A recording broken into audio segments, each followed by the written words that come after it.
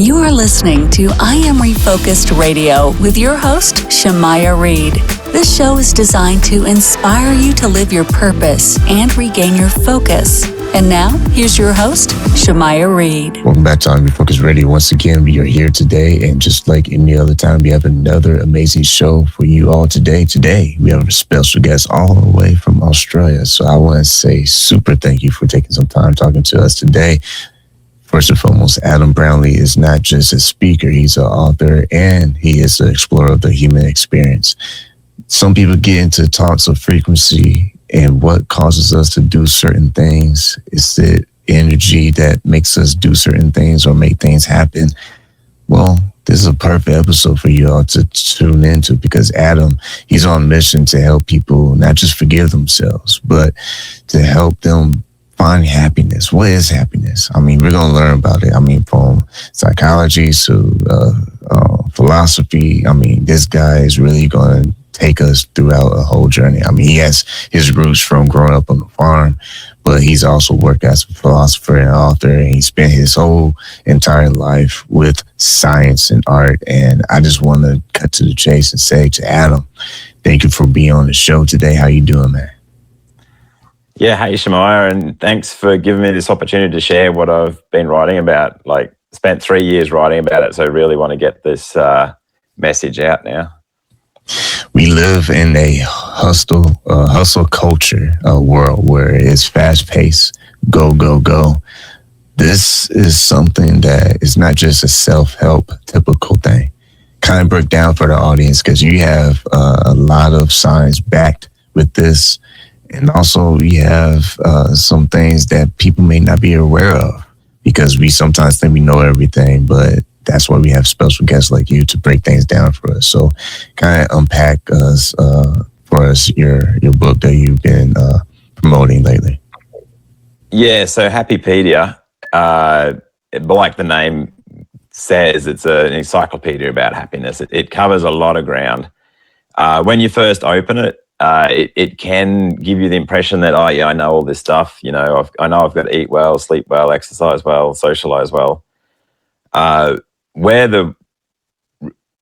a lot of new information there for most people, but probably where the real value is in the value, like the discussion of foundational beliefs, like what you were saying before, how we explain what causes things to happen. Like when something unexpected happens in our life, how do we explain that? And the value that has in giving us acceptance over things.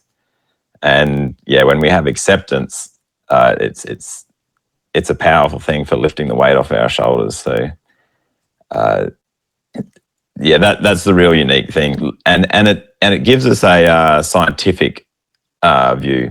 So like a lot of our explanations for what causes things to happen as they do are metaphysical and supernatural in nature. Whereas what I discuss in Happypedia is a really science-backed and a really science-based philosophy of how the world works. In the book, you have 6 pillars that you explore, and that is food, sleep, exercise, socializing, novelty, and hope. Someone watching us and listening to us on radio, podcasts, they're like, well, what's one pillar that I can focus in on that will help stabilize the others? Or does it even matter? Yeah, so they're all important. Like, and the one that you need to focus on is going to be different to the one the person next to you needs to focus on. And so the one that's going to give you the most benefit is going to be different to the one next to you. So if you're already exercising really well, it's unlikely that exercising more is going to give you the same benefit as another pillar that maybe you're lacking. So to answer that question, it depends. And for an individual to answer that question for themselves, they'd really have to understand what the 6 pillars are and then identify which one they're lacking. And then they can focus on that. So yeah, people who are not sleeping well often underestimate the power of having a good night's sleep, consistent good night's sleep. And so for them, just getting that consistent good night's sleep is going to make a massive difference for them. And the same people who are lacking social interaction, like they often underestimate how much of a change that can have on their mood. So for someone who is socially isolated, that pillar is probably going to have the biggest impact on their life. Once again, let's Refocused Radio, watching us online, talking to our guest today, Adam Brownlie. You can go to his website, adambrownlie.com.au.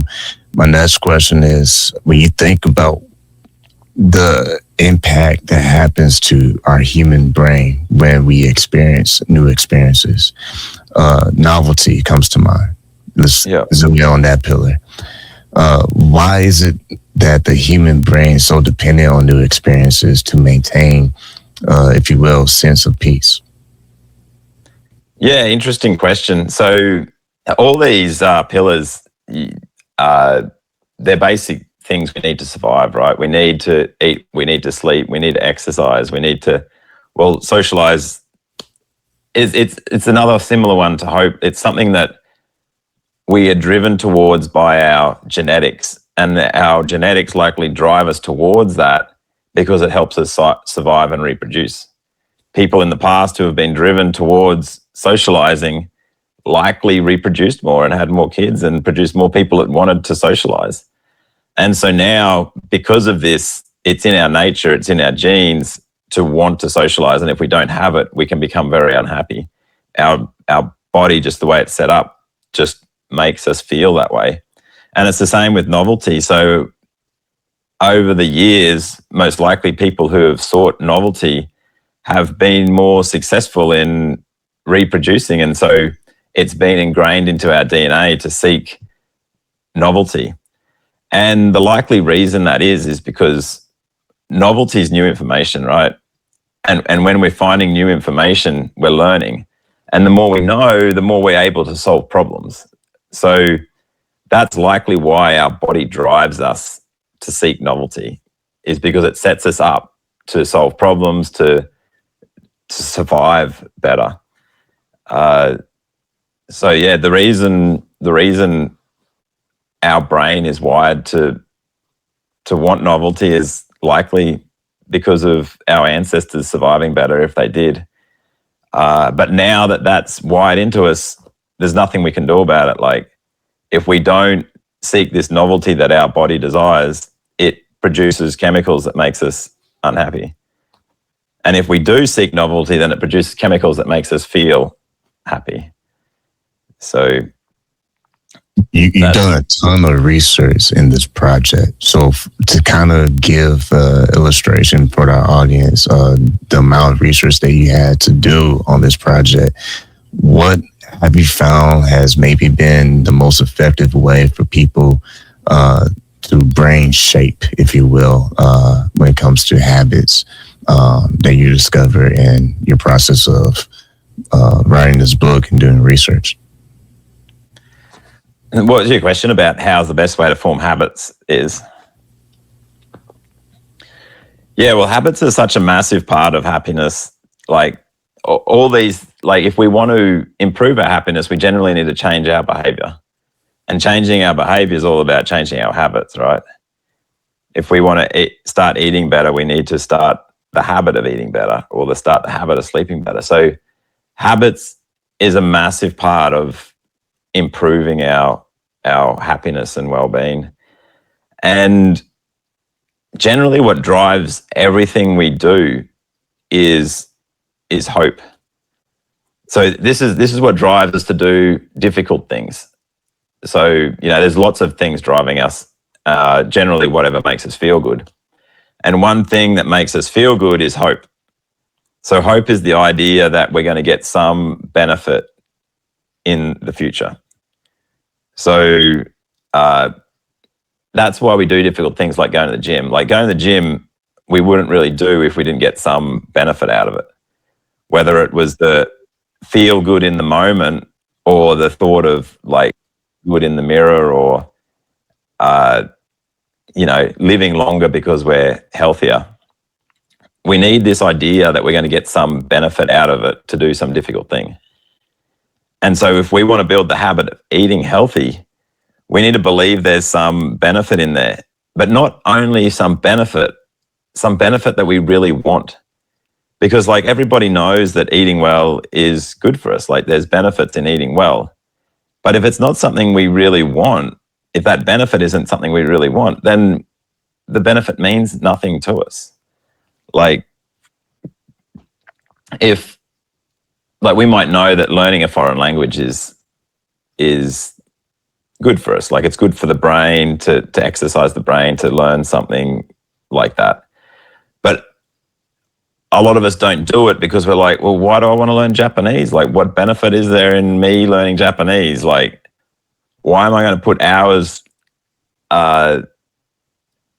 maybe it's good for my brain, but my brain's fine the way it is. Like, I don't really value improving it, and therefore I'm not motivated to. And so it's the same with any habit. Like, if we want to get in the habit of going to the gym, but we don't really value a slim body, or we don't really value impressing someone with our looks, or we don't really believe it's going to improve our health, then we're not going to do it. We can know that these are all potential benefits, but they're not things that we really want. So if we want to form a habit, we need to identify how it's going to give us something that we really want. So we need to ask ourselves, what is it that I really want in life? And then work out how this habit is going to help us achieve that. And if we can't link the dots of how it's going to help us get something we really want, forming that habit is going to be really hard.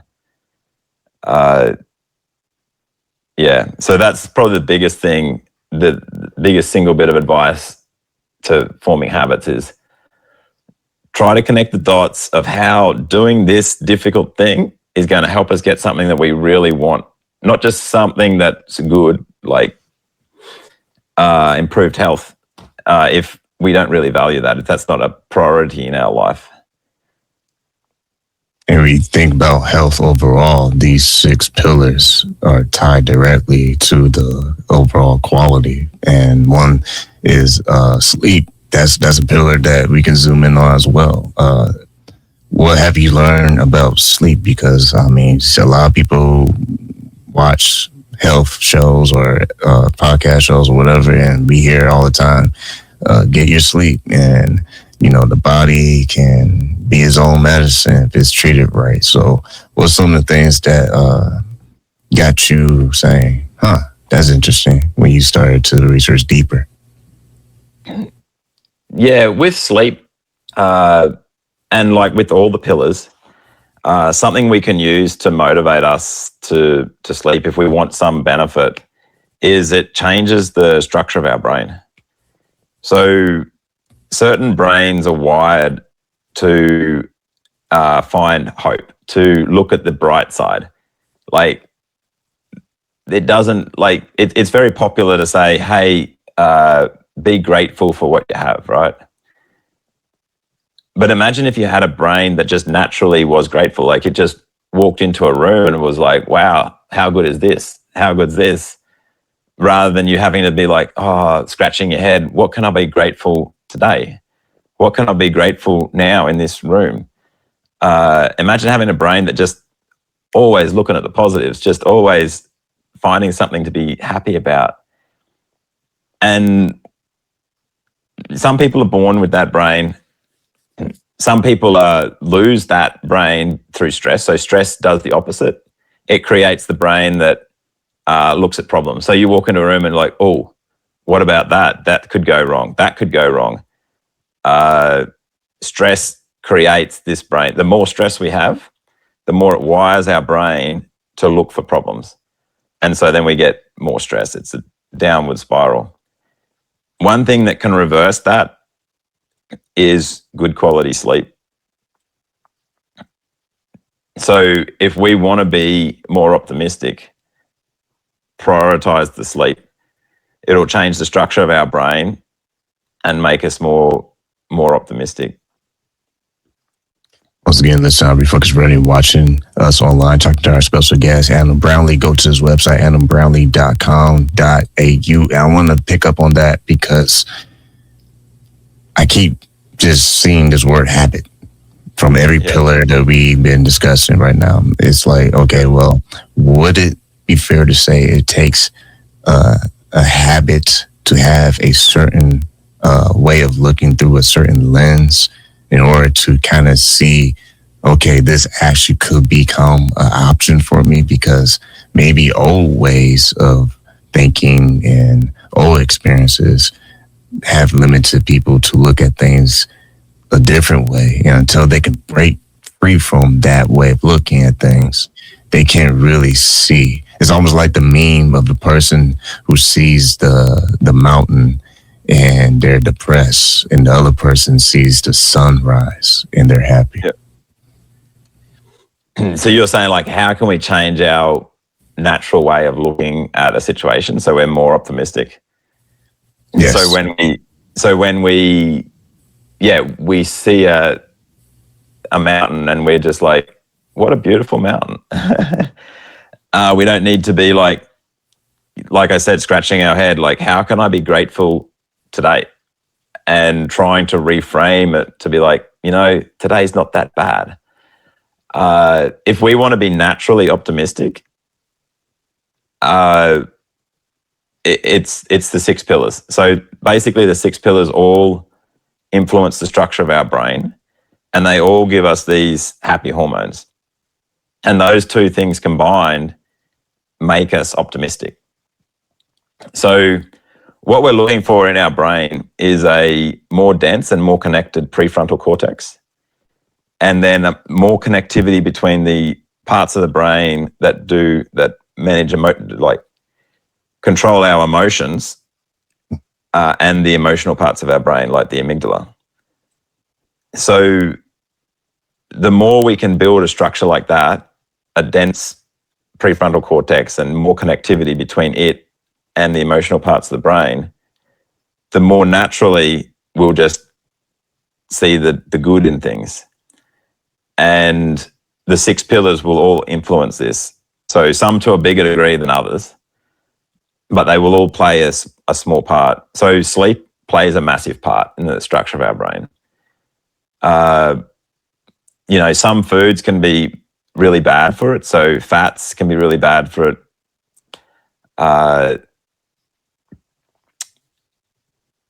Stress is probably the other massive, what would you say, thing that can break down the structure of our brain and make us less optimistic. So if we can wipe stress from our life or manage it, then we can allow our brain to recover. Stress could be from loneliness. So like if we're socially isolated, that stress can have a degrading effect on our brain. The stress could also be just from work or life, family. So identifying that stress and removing that stress can allow our brain to recover, and then we'll be more optimistic, and then it'll just be like a spiral upwards.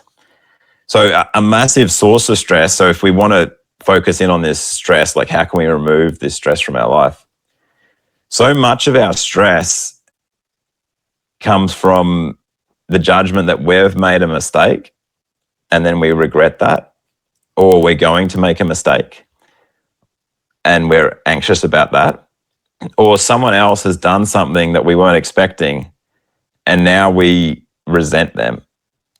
And that can be a massive source of stress for so many people. They've got all these people in their life acting against, it feels like everybody's acting against them.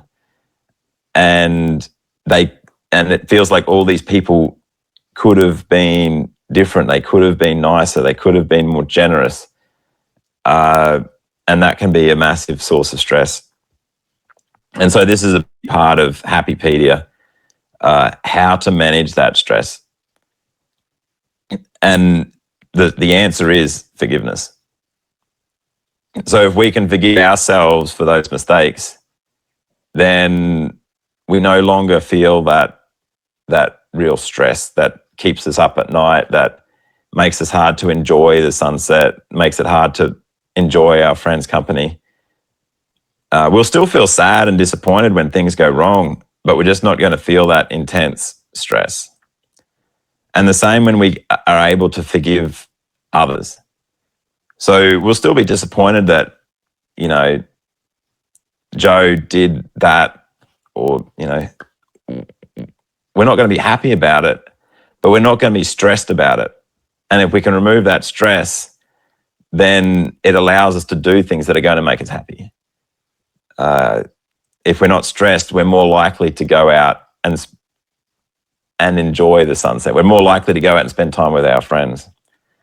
And this forgiveness, it's not just saying, I forgive you. It's literally removing that resentment. And so we all know forgiveness, like from our childhood, we're generally told like forgiveness is good and we should forgive, but we're not all told how to forgive.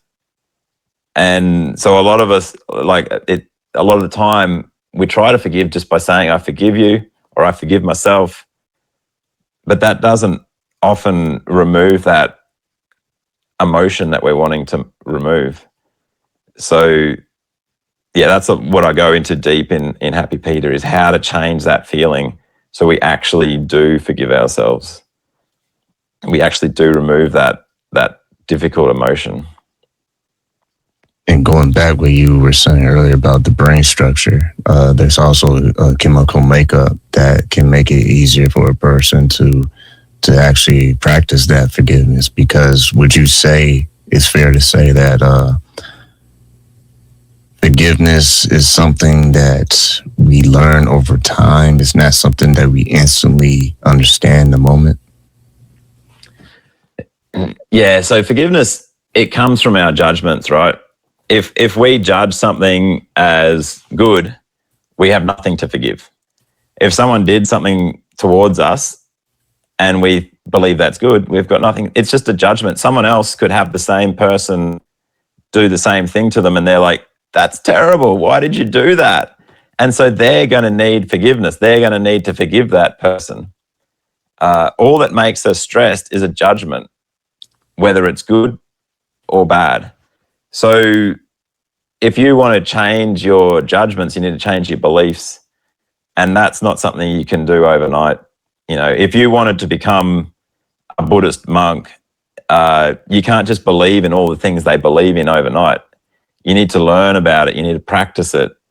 And then over time, your beliefs will become stronger and stronger.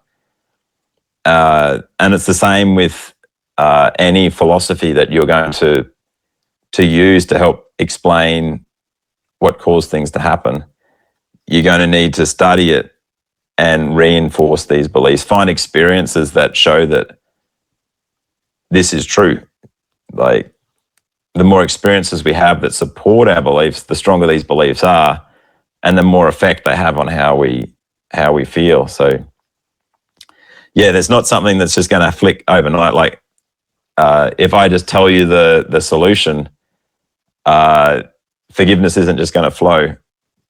You've got to study it, understand it, do exercises to strengthen it. And then the stronger you believe that what happened couldn't have been avoided, then the easier it will be to forgive. Once again, been listening to Refocused Radio and watching us online, talking to our guest today, Adam Brownlie. Go to his website, adambrownlie.com.au. And just a refresher, we've been talking about Happypedia, and we've been also exploring the 6 pillars. Let's review it. It's food, sleep, exercise, socializing, novelty, and hope. After all that we said, there's something else I want to throw at you and get your opinion on, and that is, I can't remember who did this or said this, but I remember growing up, someone said this, maybe Sunday school or something, and they was talking about an illustration of the power of letting go. So, like, imagine you are going through life and you keep picking up a rock, something bad happens, and you keep putting a rock in your backpack. You just keep doing that throughout life. Sooner or later, that backpack is going to be super heavy, and you're not going to be able to move as well as you could have if you let go of those rocks. What's your take on that? And is there anything that you see in that illustration that relates to those pillars that you've been discussing? Yeah, so that really comes down to forgiveness, and it's super popular at the moment. This idea of letting go. I think there's a few books about it, but often they just say, let it go, like put the backpack down, let go of these things that are burdening you, that are weighing you down. But it's often not that easy. Like, have you got an example of something that's gone wrong that in your life recently? Oh yeah, all of us have. I mean, yeah, definitely, for sure, and definitely it's not a easy quick fix. You know, if you've got this source of stress in your life, like maybe your partner's just left you. Like, this is a massive one. This is like one of the most painful things that you can feel. Like, just about everyone has experienced it to some degree in their life. And then someone comes and tells you, let it go. Like, put the backpack down. Stop carrying this weight. You don't need to carry this weight. Like, they're going to be like, you know what? Yeah, they probably would, mate. You got no idea what I'm going through. Like, yeah, they're gonna feel like you have no compassion for them. But they're probably also going to be like, mate, you know, you are right. Like, I would feel a lot better if I just let this go. You know, she's gone, he's gone. If I move on, then my life can start recovering. I know you're right. I know I need to let this go. I need to put this rock down, but I just can't. Like, I wake up and she's in my mind. I have a shower and she's in my mind. I see this place where we had dinner once and I can't put this thing down. Like, a lot of people just tell us, just put the rocks down, but it's not that easy. We really need to know how to forgive. So, like, forgive them for leaving, forgive ourselves for making the mistakes that caused them to leave. Like, there'll be something playing on us that we regret or we resent. Like, we might regret saying what we said or not saying what we didn't say. We might regret not being kinder, or we might resent them for not seeing who we really are. Like, why did they go to this person? Like, I'm a lot better than that. Like, we might resent, like, if we can forgive them for what they did and forgive ourselves for what we did, then we can put that rock down. Yeah, that's good. That's good. That's a great way to put it, because there's one way of putting them down one at a time and going through the process versus just throwing them all and dumping them all on the ground. So I really like that. And once again, you've been watching us online. Go to refocusedradio.com, catch all past episodes, including today's, and go to our guest today, Adam Brownlie. His website is adambrownlie.com.au. I cannot believe time has melted like ice on the stove. What I want you to do for our audience, give us some links and social media pages that people can link up with you and check out all your resources. Yeah, well, like you've kept on saying, if you go to adambrownlie.com.au, you'll be able to see links to my books. So you can get Happypedia from Amazon. You can get the printed copy posted to you, print on demand. You can get the Kindle if you just want to download it. You can also go to Spotify and get the audio version. So links to all of those are on my website, or if you just Google Happypedia, it should come up top of your search. If you wanted to message me, my contact details are all online. Just Google Adam Brownlie. You'll be able to find my Facebook, my Instagram. There's also contact details on my website. So should be pretty easy. I know when I Google Happypedia, it's at the top. I don't know if that's just because I've Googled it a few times, but I'm pretty sure anywhere you are, it should be pretty close to the top there. Well, like I always want to say to our guests, thank you again, man, for your time. Oh, thanks for having me. I'm really excited to get this message out. The more forgiveness we have, the happier the world's going to be. So